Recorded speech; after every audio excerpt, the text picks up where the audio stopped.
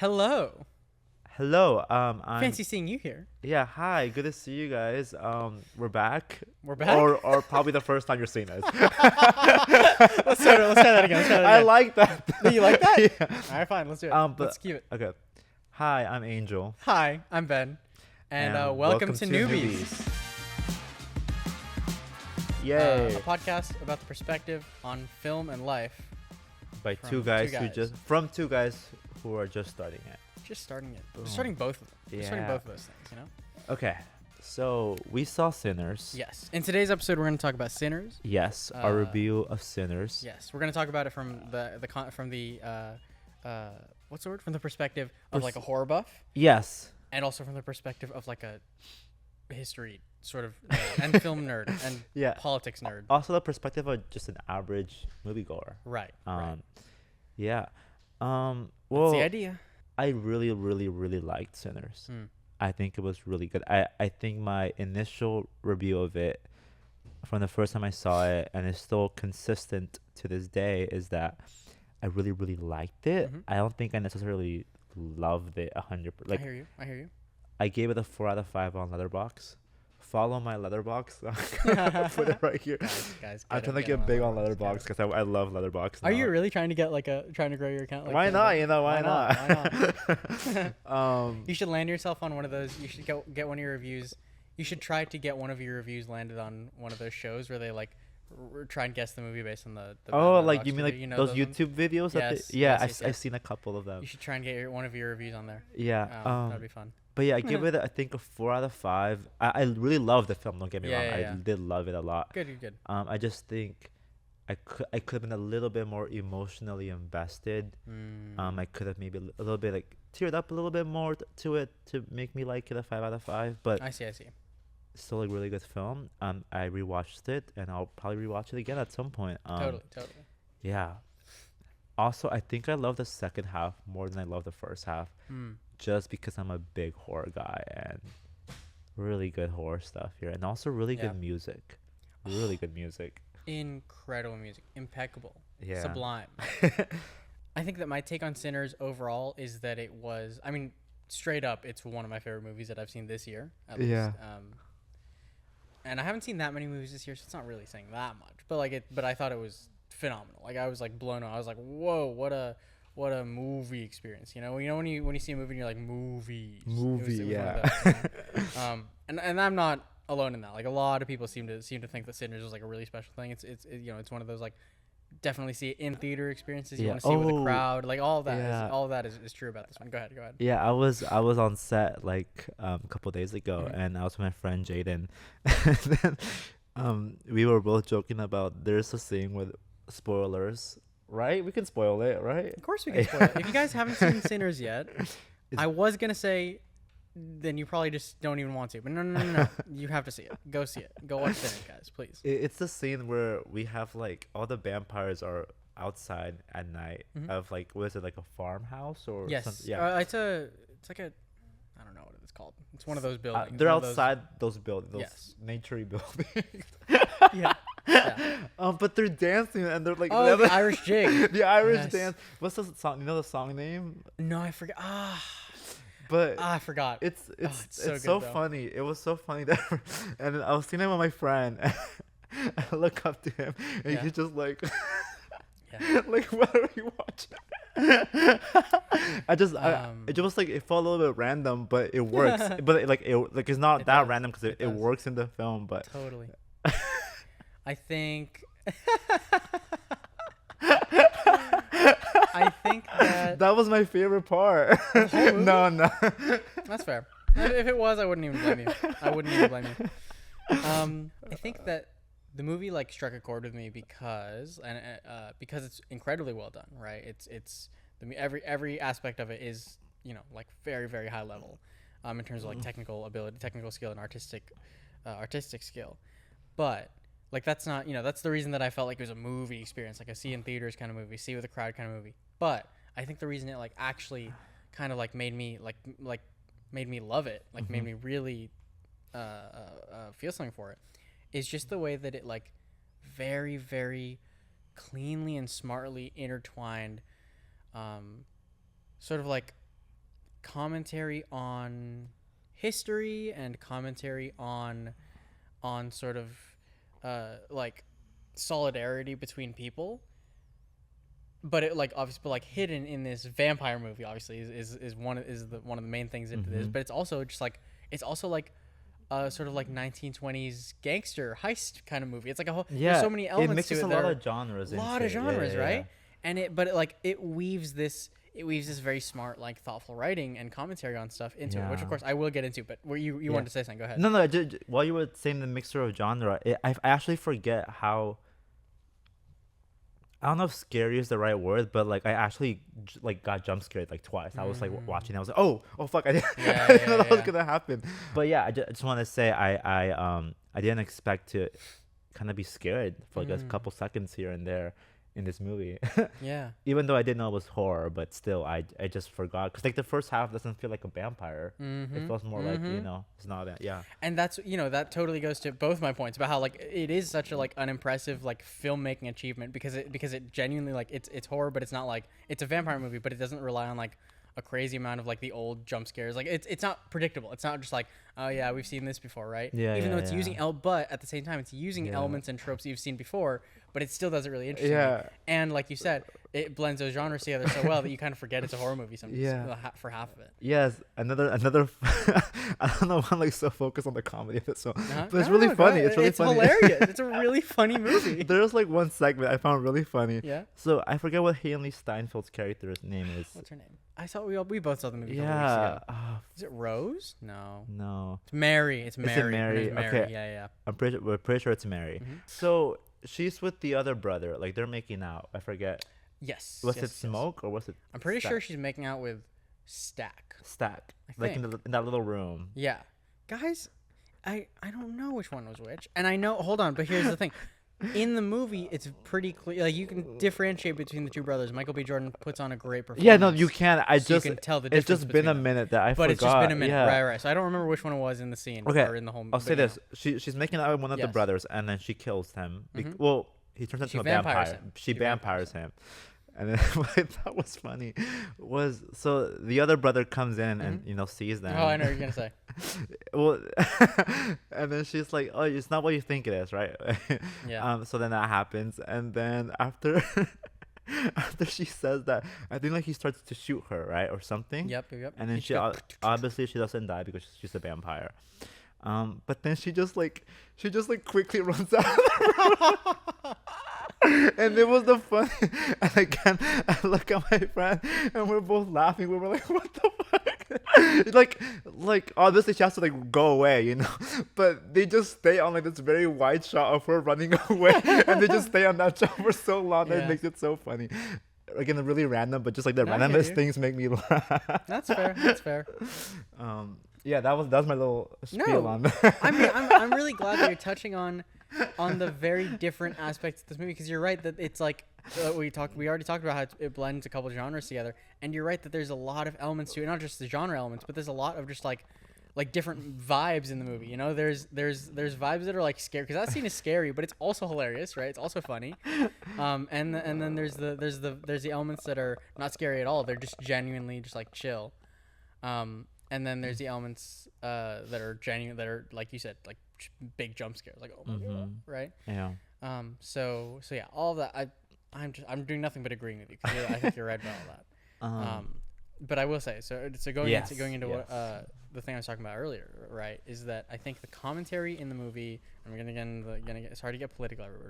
We're gonna get a little political. I think that if you don't like it, get out. Get out! Get out! I swear. I think the movie offers some really, really clever and thoughtful writing on sort of the ways that that the Black American experience in like the 1920s and the Jim Crow era South would have made for an interesting dynamic with vampires involved. And here's what I mean, right? There's a scene in the movie where the vampires come up to the door, and because vampires can't attack you until they can't come in unless they're let in, right? Unless you give them permission. They're just at the door, and because the main characters know that they're all vampires, they don't let them in. but they just stay there and they just have a chat. You remember the scene where they're just like Yeah, negotiating? yeah, with yeah, the yeah. walls, They're right? like, let me in. Let me what? Right? I don't know. Not the scene where they're convincing. Oh, I guess the whole scene. The whole scene. They Yeah, are trying to yeah. yeah, they are trying to do that. But like they're trying to do it. Oh, you mean through, like genuine negotiation? like the three guys not the musicians at the start? Who are No, trying no, to get not the musicians at the start. No. The so when they're already vampire when Michael B. Jordan, his brother, has already been turned into a vampire, and Mary's already been turned into a vampire. They all come up as vampire, like they all know they're vampires. Yeah. But they're just like, hey, come on, guys, like you want to join our side. Yeah. And I think this is my personal read on it as a non-black person. Okay, as a non-black person, this is just what I sort of took away from it as just like almost like a writing exercise, like to sort of try and analyze the commentary and the perspective that Ryan Coogler, writer and director, was trying to put in there. I interpreted it as using this concept of vampires who have to be led inside so they can eat you and they can ask you and they can get you to join their ranks, right? The vampires comment on directly. They comment on the fact that the people who are inside, who are all black, they're like they say to them like, this world is never actually out to support you or out to support your endeavors. You know that they're just waiting to kill you. They specifically say that, like, these two vampires over here, they're like the nephew or whatever of a Klan member, a Ku Klux Klan member. Yeah. And they're like and the two of them say like, yeah, we were planning on coming to kill you guys because like we're the Klan. Fucking Klan, right? Yeah. And so like like the vampires talk about the social injustice of the time, which was obviously real, and they use it like it's such an interesting idea to put the social commentary into the vampire aspect of the movie by having the vampires be like, instead of like letting yourself suffer in this world where white people are always going to be out to get you as black people, why don't you just join us and live forever and have freedom and have and be one in our community where we will accept you, where we will accept you and we won't hunt you down and we won't discriminate against you. Kind of like join our side and you'll be okay. Yeah. So I thought that was like, it's almost like commentary on, of course, racial experience, but also on like solidarity between people, even if they're not, whether they're black or white. Like it's sort of a, not really class solidarity, but it's sort of like a, some of the vampires are white, some of them are black, obviously. And it's like, join us because there is no, we're not going to discriminate against you because of the color of your skin. But then also to get a little bit even deeper politically, like, even though that it's like a very compelling argument, it's obvious that at the end of the day, like, it's not the right argument because they would be turned into vampires. You want to be who you were born to be, yes, and not somebody else. Exactly.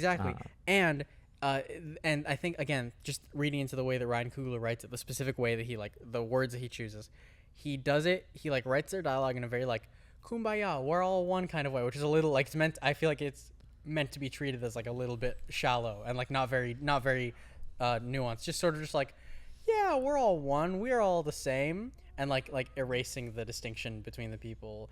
This is not a very good summary of my thoughts. But I'm just trying to get it all out. That's generally what I thought. I just thought it was very, very thoughtful. Yeah. Especially that scene, but through the whole movie, there's a lot of that. Yeah. No, I think it has some really good, representation and metaphors here and there. Yeah.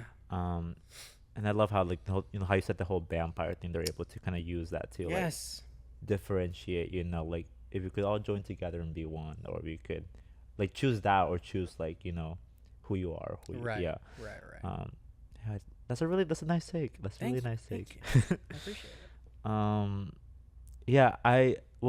I think there's something I kind of missed in my first time seeing it that you brought up, I think, after seeing it the first time, and I was like, all right. So when I went to see it the second time, I caught it and I was like, I love that much more now. So I'm talking about the end credits, like the very last end credit. Yes. So at the end, just describe the scene first, I guess. At the end credits scene, Sammy has lived to, the present. I think the year is 1992, but it's like, he's lived further on in life than when the movie takes place. I said 1920s earlier. It's actually 1930s. Anyways, so Sammy lives up into the 90s. We'll replace that. We'll cut that back in on text. But yeah, so Sammy lives up to the 1990s, and he's performing as a blues musician. Because he's lived on, right, and he's found a career, and he's found what he wants to do. He's found his passion, and he's found a career in it, right? And then in his old age, Michael B. Jordan #2, whether it's Smoke or Stack, comes back. I think it's Stack, Anyways, I comes have back. to see it again. It's been. I dare you to see it again. He comes back and he joins him. He gets led into the bar that Sammy's drinking at, and he joins him with Mary. Again, both of them vampires. Both of them haven't aged a day from 1932. Yeah. And they walk into the bar and they confront him. And obviously, it's like so like there's tension because it's so clear that like they could probably kill him if they wanted to. Yeah. But instead, they have a beautiful conversation. It's very chill. They ask Sammy to play more music for them, and then at the end, go ahead. You can. Yeah. Well, I think the brother who mentions, he's like, if it wasn't, I did lose my brother that day, right? But if it wasn't for that, I would have. I think he was like, that was the last time I saw the sun, and he says it's the last time he saw his brother. And last time he saw his brother, and then I didn't really like. I saw it the first time, but I didn't really like actually think about it until Ben told me about it later. But I think like what was good about it is that like, no, that was the last time like I was actually like happy, or like I felt like some type of purpose in my life, where I felt like fulfilled, and I thought that was a really nice because moment. I think the ending. So he says three things. He says it was the last time I saw my brother. It was the last time I saw the sun. And I think he says, if I'm probably misquoting it, but it's something along the lines of like, and for that one night, it was the one. He says like it was the one night we were truly free. True. There you go. See, I'm missing something. Yes, it was truly. And like you said, it's like it is an expression of like, yeah, when do you have true freedom and happiness to do what you want? And again, I would argue that Ryan Coogler, being the smart and genius sort of like thoughtful person that he is and thoughtful writer that he is, I think it's also like obviously meant to be from the black experience specifically. When do black people get to be truly free and just choose what they want to do? You know, this vampire is like, I haven't felt that way since the 1930s. Like, it's really great ending scene. So yeah, that was a really, really nice touch. And yes, I agree with your take on that too. But I think what's universal about it too is that I think we can all relate to like maybe like regretting some like mistakes you made in your life, or being like, oh, why did that happen? Like why did I do that? Why was that a thing? Why would I go to this? But I think you can like forget like, oh, having gone through this one thing, like it made me feel this way I like never felt before. Like, and you know, in that case it could be like I finally felt like free. Like yeah, it was very painful and horrible and shitty or whatever. But like, you know, for once in my life I felt like, I guess, really good. Like I felt really free. Right. So I thought that was like such a cool take on the film, and that's great, man. I'm sure we could go on and on about Sinners for a lot longer, but we're. Did you have any more? I'll just give it our rating, our classic rating, our legendary rating of did this movie give us hope? Definitely gave me hope. Really good. Yeah, this movie gave me a lot of hope for movies. And just for life, just gave me a lot of hope, and I would absolutely rewatch it. Yeah, I have rewatched it already, really, but I would absolutely do it again. There was like a really cool horse, cool horse sequence. It's when Mary goes outside to see the musicians. Oh, really good. She goes outside to see the musicians, and they're like playing their songs. Oh, I'm getting chills. and she's like, they're like, oh yeah, we're nice people, blah blah blah blah blah, and then she could sense that something is wrong, so she, I think, takes out, is it a knife or something? Yeah. Takes out a knife, and then they're like, oh shit, you know, because they're like getting thirsty over her or whatever. And then she's like, not that way though. Yes.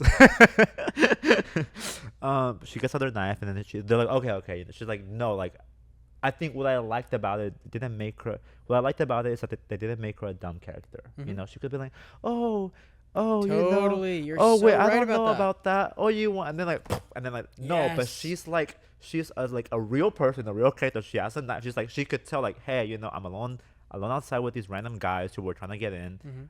I don't. Like, there's something wrong here. Totally so she, like, right about that. Protects herself, and then point. she leaves with the knife. So it's like, I love the way of writing is like, he really wants them to feel like real people.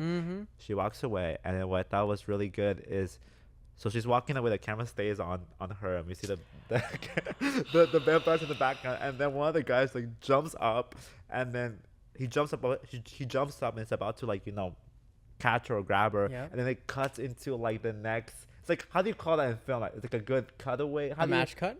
Is it I guess like a match cut. Yeah, it's a match cut, right? I remember this one. Yeah, it is a match cut. Really good.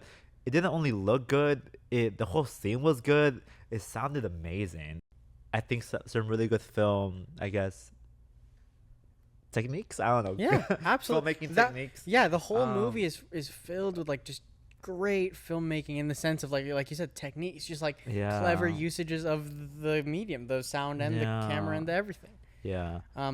Just to comment on this, because I know exactly what you're talking about, and I remember it very vividly, because that scene in particular like really hit me. Like I was like, oh, that was so good. In particular, what they do is, so like as the guy, because he's like a vampire, so he like flies, or I don't know what he does. He can like jump really high and fly or whatever. So like so in the background, like Mary's walking away and you're looking at Mary's face, but in the background you see the guy fly up like as he's about to go bite her. And so he flies up, and as he does, two things happen that are, again, you said filmmaking techniques, and like it's like I said, it's just using the medium super well.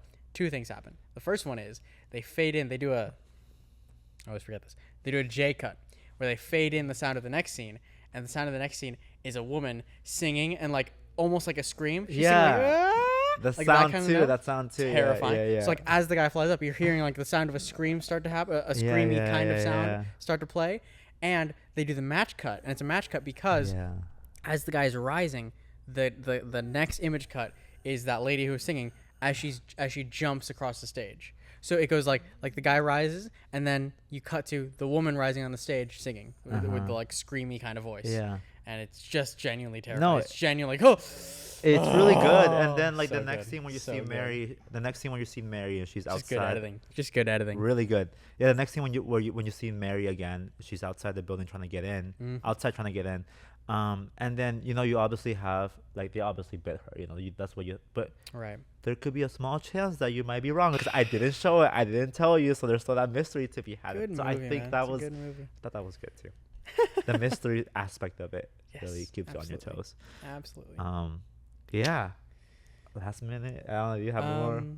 No, I don't think so. That's it. Those are my thoughts on Sinners, guys. That's good. Yeah. It's a good movie. It's a great movie. I think I gave it a 4 out of 5. Did I say that? I think I said that. Yeah. Did you? Oh, you still want to do number ratings? I don't want to do no. I just want to do the. Oh. That's why I said because my favorite podcast literally just calls it the best movie ever or the worst movie ever. I don't need to give it a number. Because I feel like that's too hard. That's too hard. Really? I'm gonna compare. People are gonna start comparing all the numbers to each other. Oh. I don't want to get into that. No, I'll just say it gives me hope. Okay. It gave me hope for movies. It gave me hope. I'll say a 4 out of 5. You don't have to say it. I'll say 4 out of 5. I like that. I like keeping a number, to it. Yeah. Yeah. And I would rewatch it. Rewatch it. Yes. Okay. Alrighty, guys. Stay tuned for a new episode of more movies and more film life talk. Thanks for listening to Newbies. Yeah, thank you for listening to Newbies, and subscribe, comment, like. You might disagree with me or him or both of us, and we're totally wrong about. We are. We probably are.